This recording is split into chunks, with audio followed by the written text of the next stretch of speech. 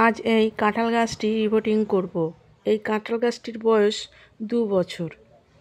10 litre একটি সাদা ব্যারেলে গাছটিকে বসিয়ে দিয়েছিলাম। গাছটিকে এই হাফ ড্রামে বসিয়ে দেব।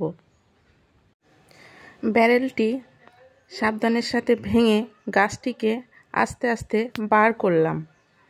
গাছটিতে সকালে যদি জল দিতাম, দুপুরে এসে দেখতাম জল শুকিয়ে গেছে। রিপোর্টিং করাটা অত্যন্ত জরুরি ছিল। গাছটি খুব সাবধানের সাথে তুলে ব্যারেলের মাঝ বরাবর বসিয়ে দিলাম। ড্রামটা অনেকটাই বড় ছিল, তাই নিচে শুকনো পাতা, কিচেন কম্পোস্ট দিয়ে তার উপরে মাটি দিয়ে লেবেল করে দিলাম। মাটিটা আগে থেকে রেডি ছিল। হাড় গুঁড়ো, শিংকুচি, ভার্মি কম্পোস্ট, নিমকোল, ফিওডন পাউডার, ফাঙ্গিসাইড আর উপরে একটু হিউমিক অ্যাসিড দিয়ে জল দিয়ে দিলাম।